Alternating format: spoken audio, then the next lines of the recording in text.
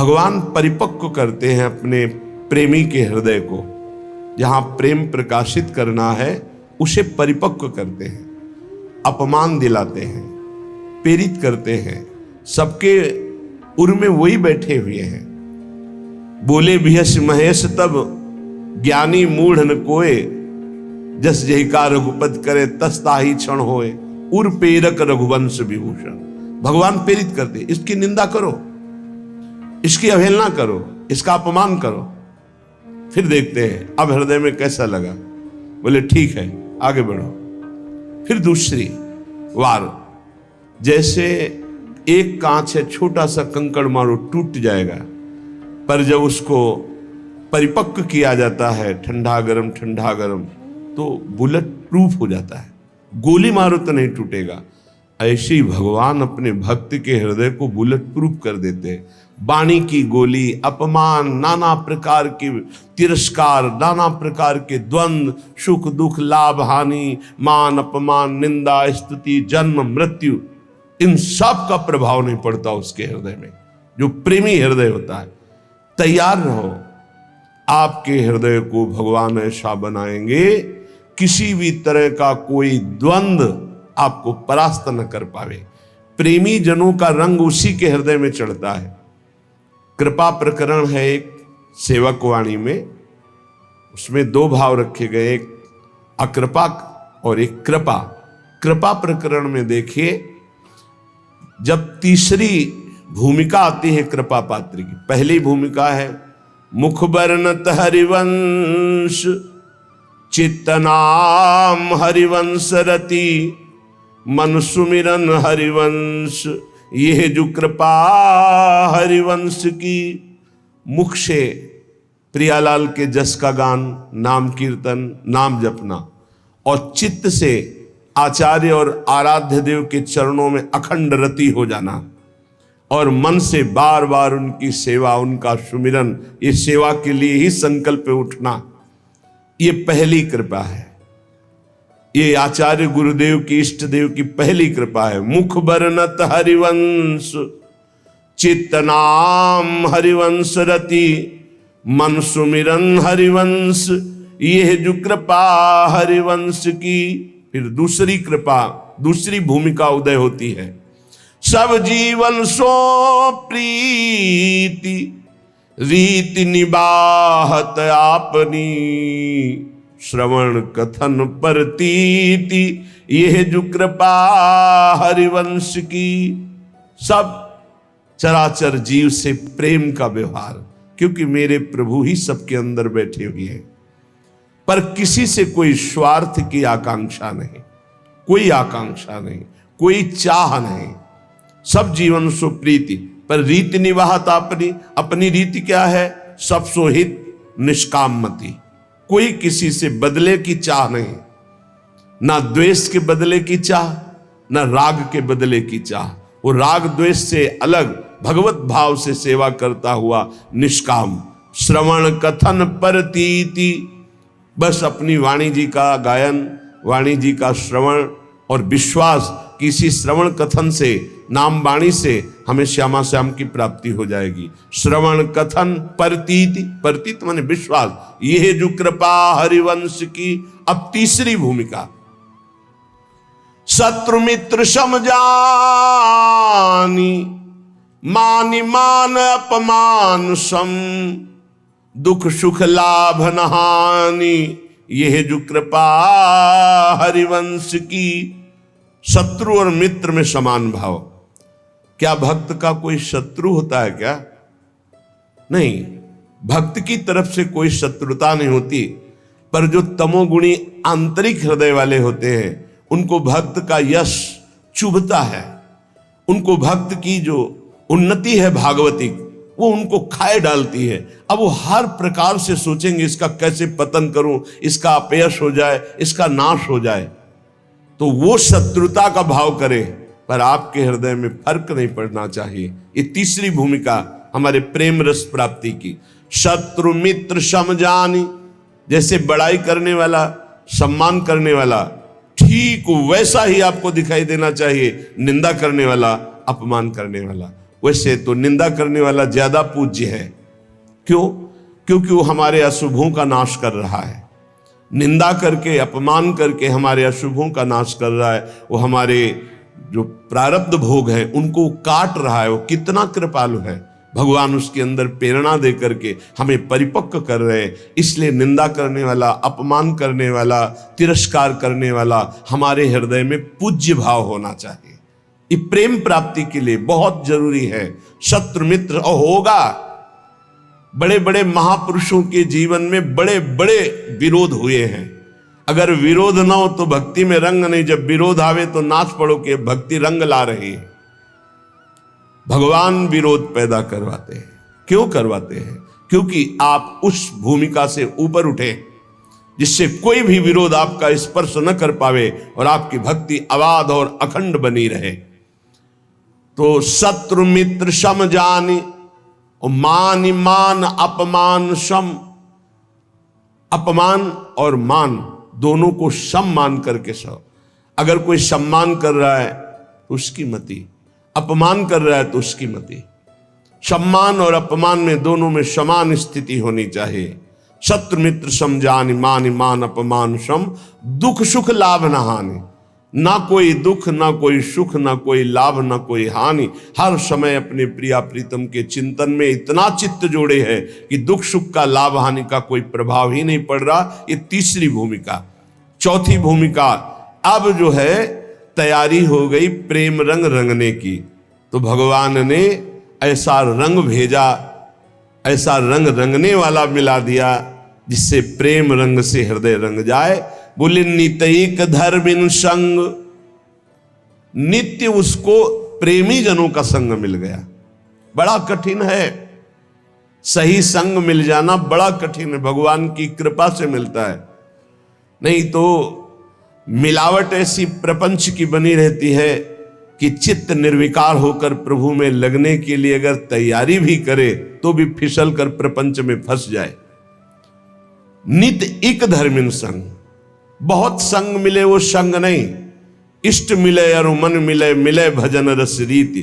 तहां निशंक है मिलिए तासों कीजे प्रीति। जहां अपना इष्ट मिले, जहां भजन की रस रीति मिले, जहां अपना मन मिले, ऐसा सत्संग मिल जाए तो बहुत जल्दी प्रेम रंग की प्राप्ति होती है।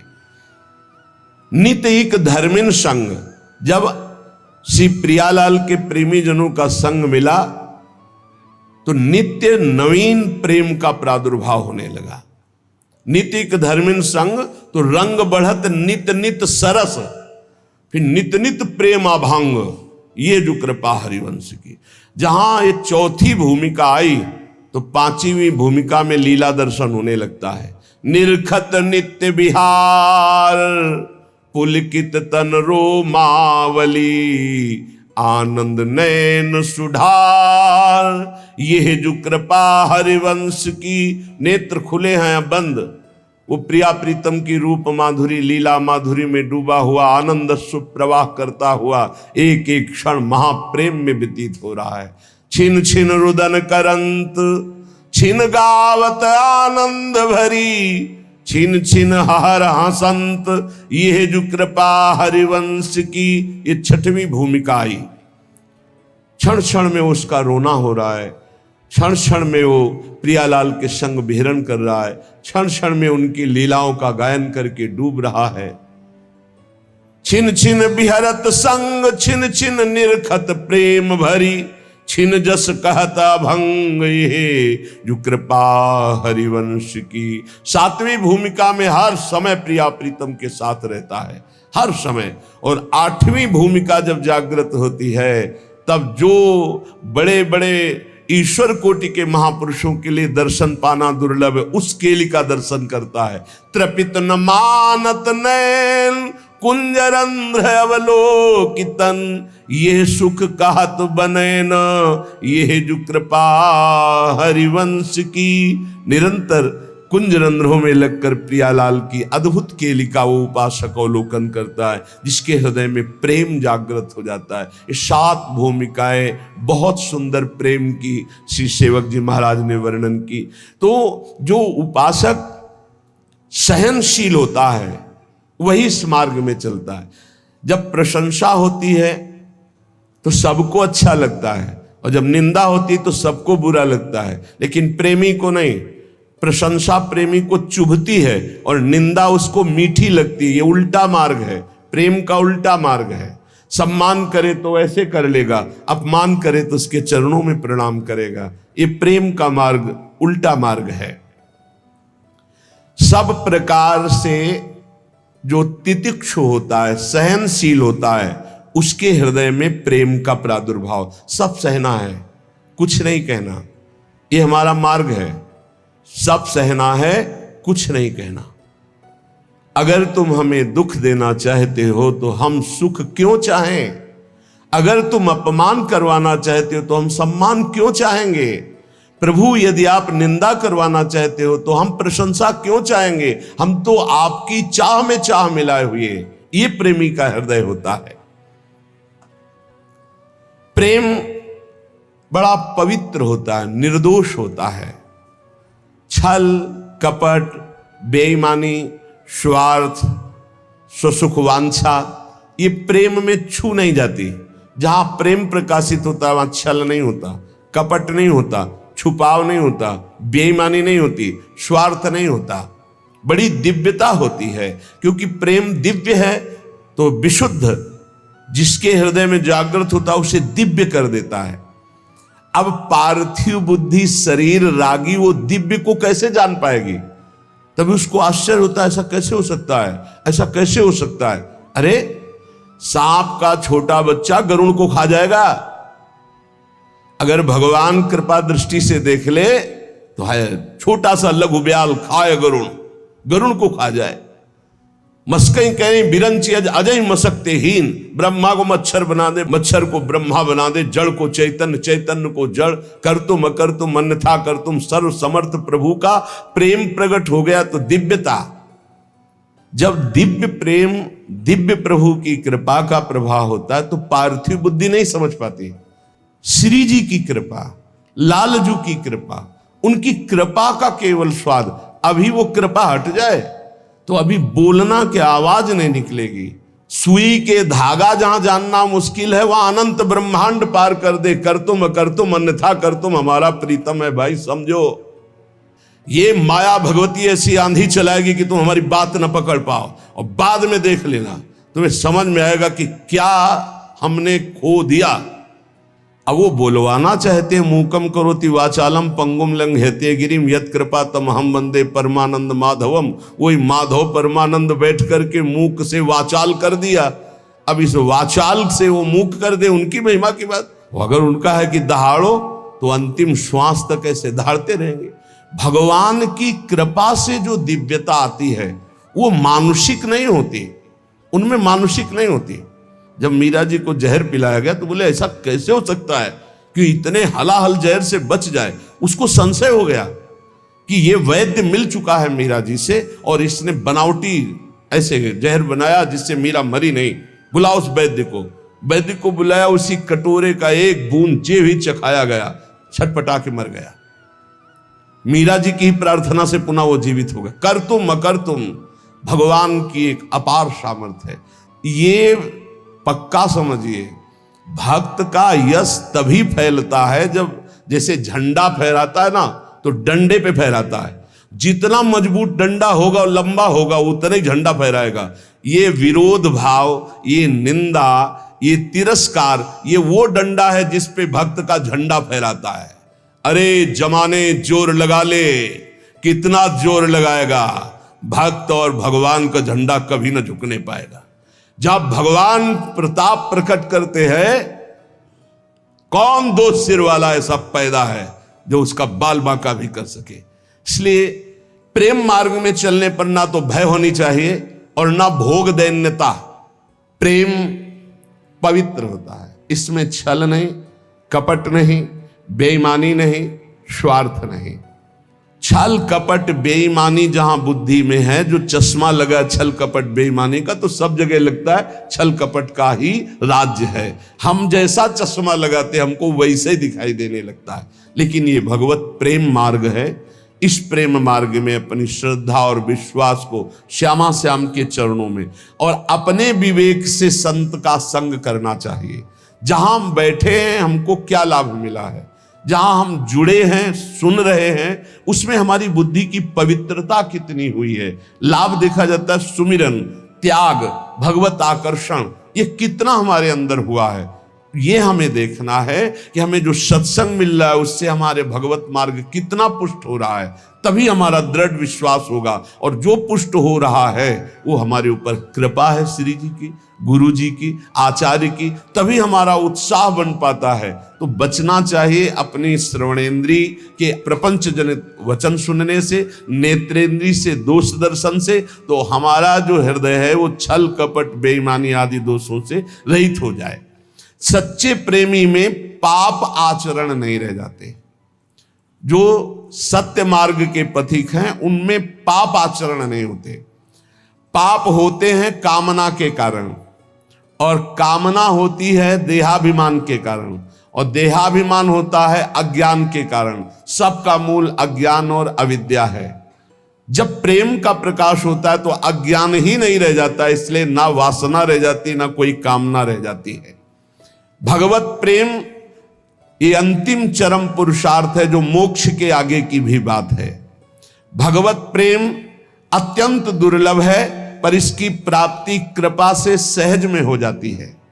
अत्यंत दुर्लभ है पर कृपा से सहज में हो जाती है। यदि कोई अनन्य उत्कंठा रख करके भगवान के जो वचन शास्त्रों में, संत के वचन, उनके आश्रित हो जाए, निर्भर हो जाए, तो ये प्रेम प्रकट हो जाए।